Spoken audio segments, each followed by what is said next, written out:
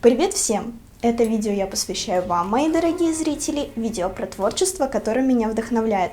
Наконец-то я смогла собрать нужное количество материала, чтобы создать вашу любимую рубрику «Тайна моих фотографий». С чего бы начать мой рассказ? Может, с того, что я подружилась с художником Тревором Брауном? Могу сказать с уверенностью, что его творчество не для всех.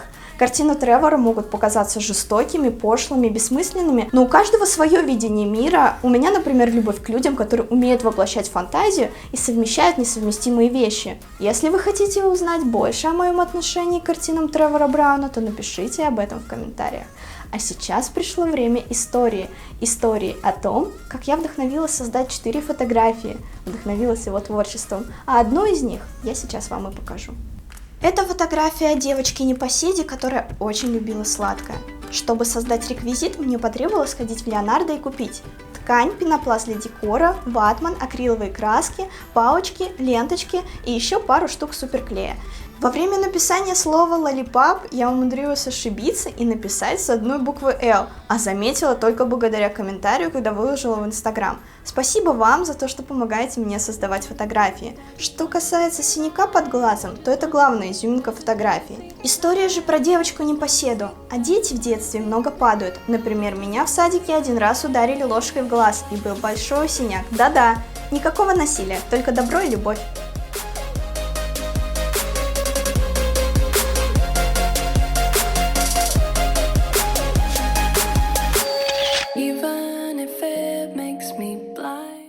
Сменить имидж на пару часов и заставить всех в это поверить. На самом деле это очень забавно, так как в описании фотографии написала гример Оля. Я очень часто перевоплощаюсь на фотографиях, но в реальной жизни я не готова на такой кардинальный шаг. Все фотографии с участием гримера начинаются с сообщения: «А ты можешь сделать?» Оля специально отливала мне лысину из силикона. Это чем-то похоже на шапочку для плавания. Волосы плотно заплели в косичку и нанесли гель для волос, чтобы лысина плотно прилегала к голове. Следующим шагом было нанести тон и наклеить татуировки. Мы заранее проверили, как на силиконе смотрелись тату, и теперь осталось лишь создать идеальную лысую голову. Возможно, если бы я не следила за процессом, я бы удивилась, когда посмотрела в зеркало.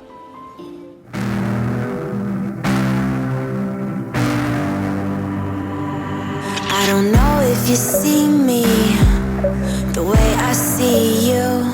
Когда я путешествую, то идея для фотосъемок приходит каждую минуту. Я серьезно, это настолько мощная энергия, что не поделиться с вами я просто не могу. А когда приходит время воплощать эти идеи, то довольно сложно найти реквизит в незнакомой стране. Но рядом все время есть те люди, которые мне помогут. Мы находимся в Италии, город Милан. Город славится высокой модой, и я захотела посотрудничать с брендом одежды. Я познакомилась с одним дизайнером Симоном и решила создать фотографию «Девушка в чемодане». Чемодан мы купили в китайском магазине, Симон мне принес пластик, сделали вырез в чемодане и степлером прикрепили кусок. Мимо проходящие люди мне даже монетки в чемодан скидывали, так что было забавно.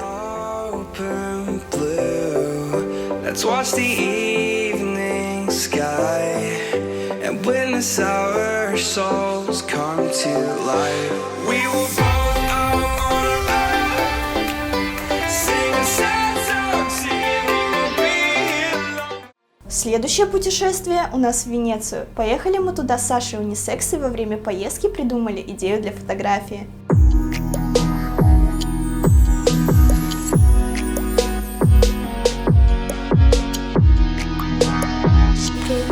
Это Саша. Сейчас 8 утра, и мы решили, что в Венеции самое то рисовать на мне. Самое важное было купить краски. Мы решили, что лучше всего подойдет акрил. У меня уже был опыт, когда на мне рисовали акрилом. Эта краска смывается очень легко, просто отходит маленькими кусочками. Рисовать Саша захотела единорога, но единорог непростой, а с радужной гривой из моих волос. Кстати, я давно хотела покрасить волосы всеми цветами радуги, но чтобы это не было видно за волосами. Знаете, это как в жизни. Пока не познакомишься с человеком, не увидишь, какой у него мир внутри. У меня, как вы видите, мир цвета радуги.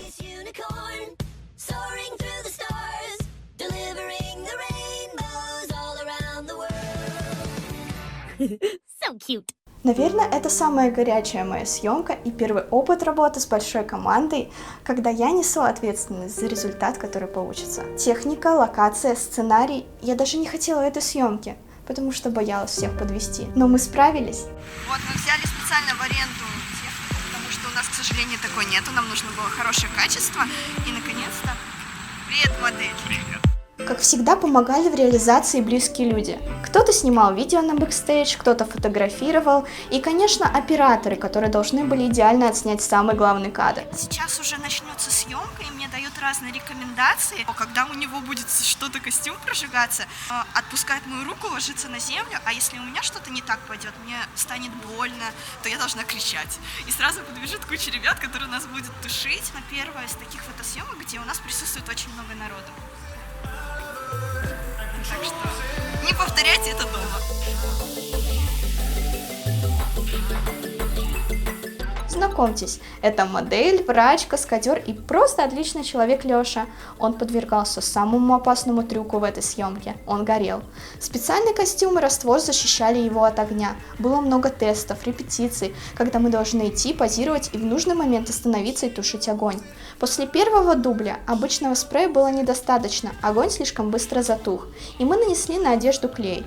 К концу съемки я набрала смелости и подожгла себе руку, но не переживайте, моя рука была в специальном геле, а когда стало горячо, то сразу потушили. Во время съемки никто не пострадал.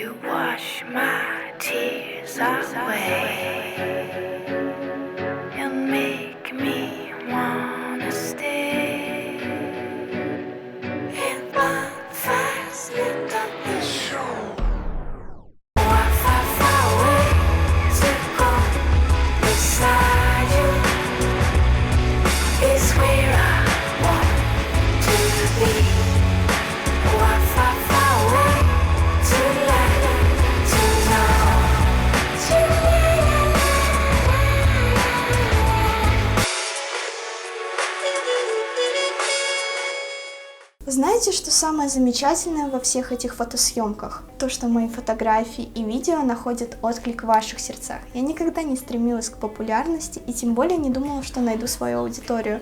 Эти подушки — воплощение социальных сетей. Татуированная Лена и милая Лена с какашками — Инстаграм. А женственное, чувственное — это YouTube. Это видео я посвящаю вам. Вас уже 1 миллион в YouTube и 2 миллиона в Instagram. Это действительно круто, спасибо. Ну вот и пришло время снова с вами прощаться, но мы обязательно скоро увидимся. А с вами была всегда ваша Елена Шейдлина. Пока-пока.